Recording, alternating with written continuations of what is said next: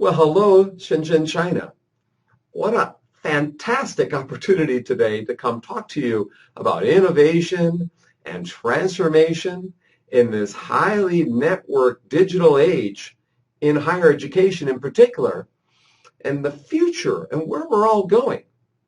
I'm going to talk about this highly cool topic with you from the standpoint of 28 learning technologies that are transforming our lives so you can be cool as well. So let's try and take a look at some of these different ways that learning is changing in front of our eyes, so that we can exist, not just exist, but participate to the full extent possible in this digital age in front of us today.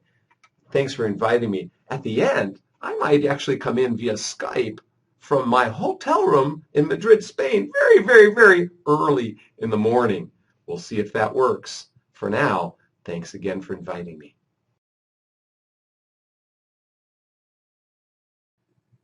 Hi, I'm Kurt Bonk from Indiana University, and I'm coming in to talk about how learning is changing MOOCs, the open world, and beyond. I gave a MOOC a few years ago for Blackboard, and I had to get in MOOCing stance to do a MOOC. It was not easy to teach 4,000 people online, but today we can be teaching anyone, anywhere around the world. You can learn languages online. Last week, Mark Zuckerberg from Facebook was speaking in Chinese at Tsinghua University.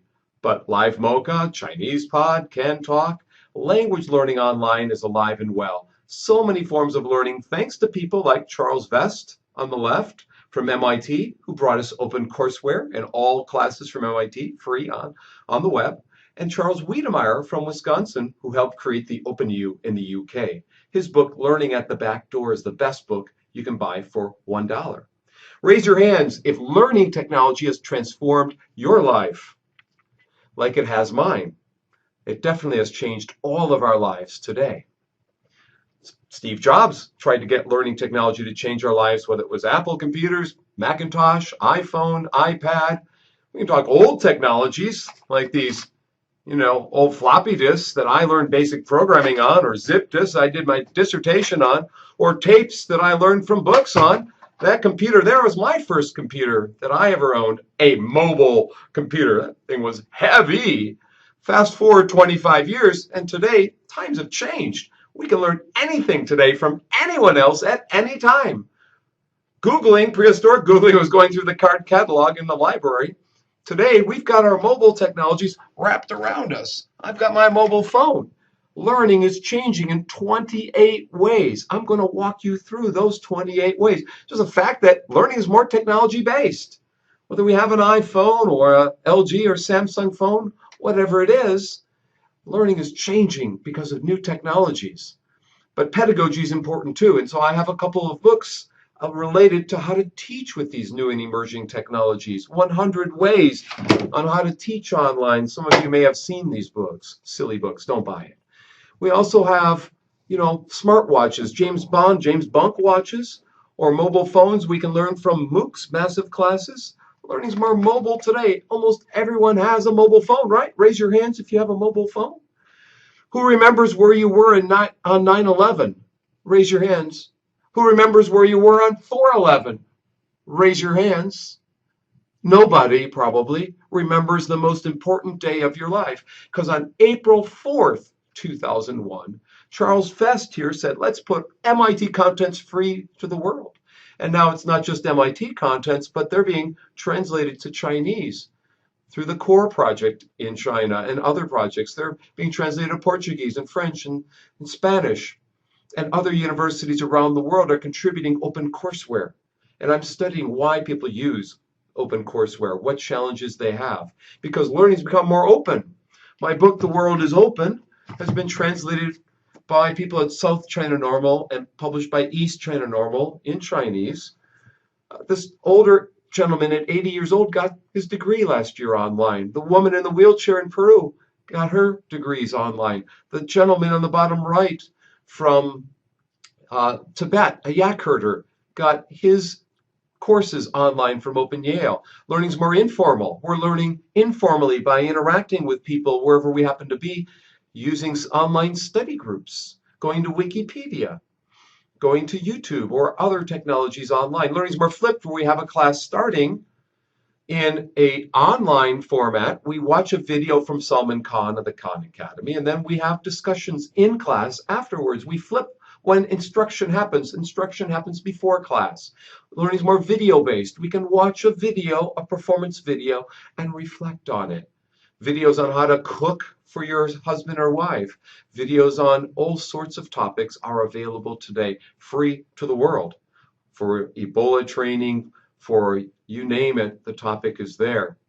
How to shoot a bow and arrow, how to interview for a job. And we all have these expert video walls to interact with you and learn from. At Indiana University here, we have IQ walls, gigantic, huge walls. And in the future, you'll walk into grocery stores and museums and schools and interact with experts from around the world and even touch them. Learning is more touch-based. And we can interact through a touch capacity today in ways we couldn't before and get information. And we'll be gesturing computers. Laptops and tablets are going to come with 3D vision. So they'll be able to see you with the 3D vision glasses, okay? And interact with you in new ways. Even better than that is learning is going to be competency-based, so that you're learning what you already know, things that are already in your head, things that you've learned out there, you can get tested on. And you don't have to spend millions and millions of dollars, You can learn and get credit for what you know. Get a test and get credit for it. Learning is more collaborative. This student from Beijing Normal, Carrie Gong, she interacted with my students from Shanghai and Uzbekistan and MIT and Cyprus using Google Hangouts. We use Google Hangouts and Skype and QQ, or all sorts of technologies for collaboration online. Learning is more modifiable. We can move the chairs around that we have in front of us. I can take this chair and move it. I can write on the walls. You can write on the walls. We can change the learning spaces today. E-learning is forcing us to think about face-to-face learning and how it's changing. And it's more comfortable, like this comfy chair that I'm in. I can spin around and do all sorts of things here. You're in a comfy auditorium probably, or theater hall. These students in Adelaide, Australia, got to design their comfortable learning space. See, my friend Elliot Macy said learning can happen anywhere. We're in the learning century today. It's not the information age, really, or the industrial age anymore. We're in the learning age. The 21st century is just that. With the iBeacon, you can get access to the web wherever you are.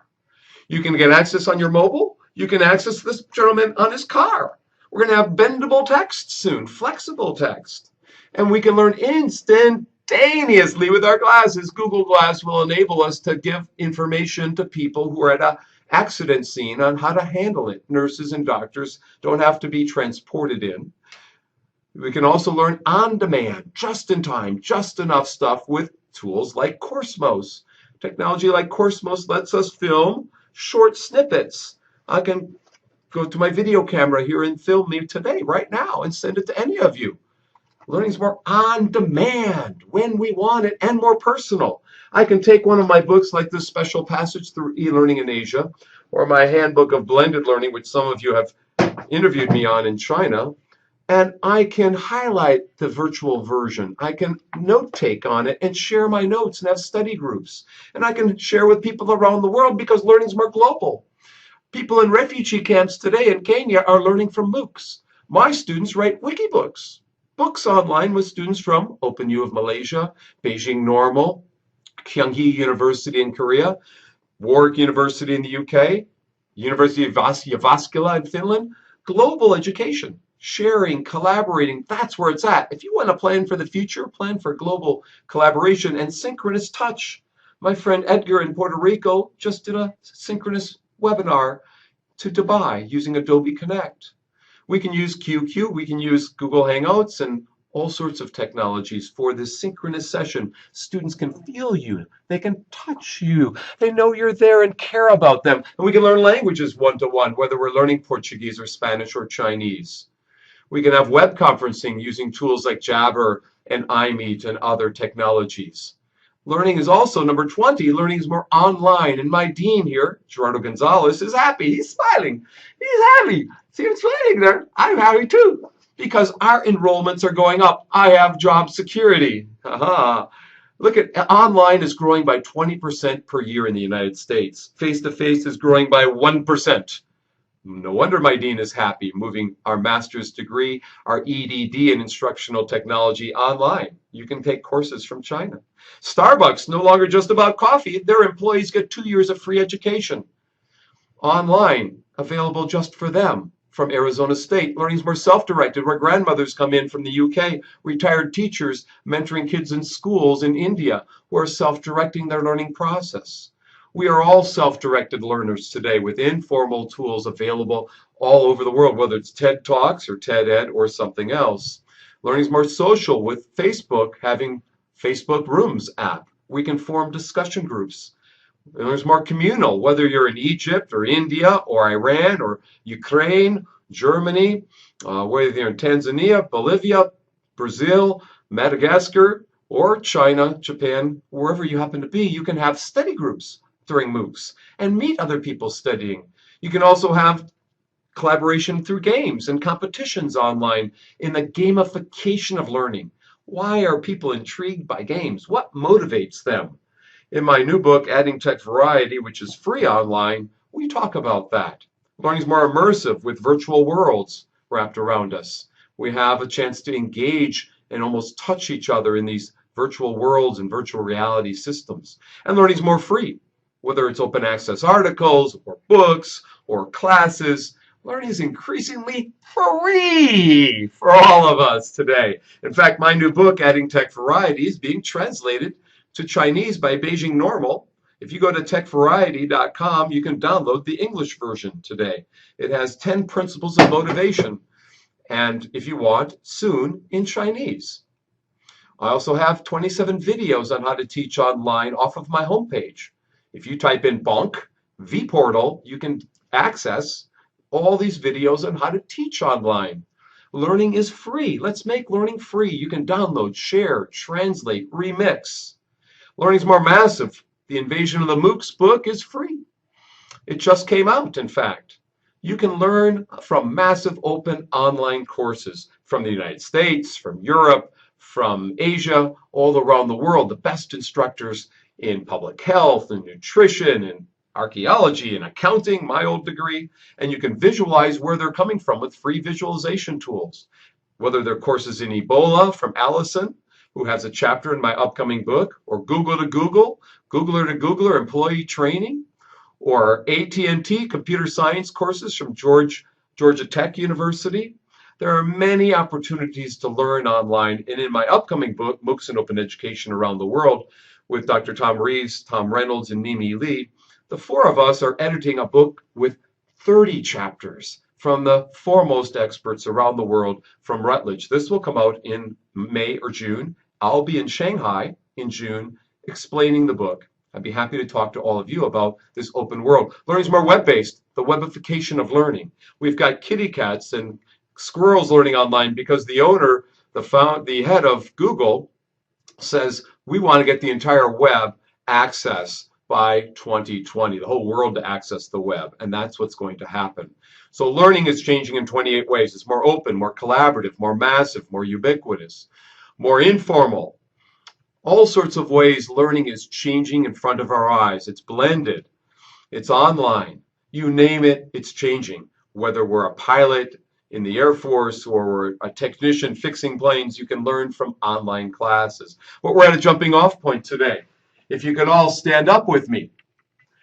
And everyone at the count of 3, jump. 1, 2, 3, jump. All the women, 1, 2, 3, jump. And all the men, 1, 2, 3, jump.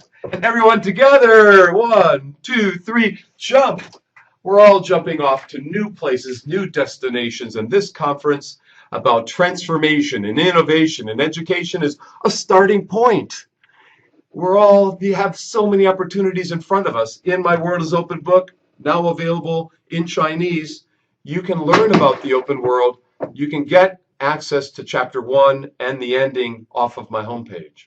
Charles Wiedemeyer says it doesn't matter if we're learning at the front door, the back door, when or how we're learning. What's important is what we learn. What we learn. I started with his picture. I'm ending with Charles Vest from MIT, who died last year, but before he died, he saw millions of people using MIT OpenCourseware. I want to thank you again for bringing me in here today. You can take a look at trainingshare.com for the notes on this talk, publication share for my open access articles, World is Open for the free chapters from my book. What a wonderful opportunity to talk to all of you about 28 ways that learning's changing. Thanks again. Good luck at the conference. Write me emails. My email's there, kurt@worldisopen.com. Thanks again.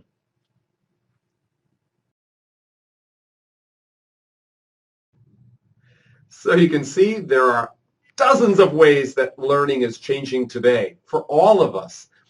And this notion of innovation and transformation in higher education in this highly digital age and thinking about the future, that's what it's all about. What a more exciting conference can anyone think of than the one you're at right now? Thanks again for inviting me in, and I will hopefully see you from my hotel room in Madrid, Spain for Q&A in a minute or two. Hola, ¿qué tal? Hasta la vista.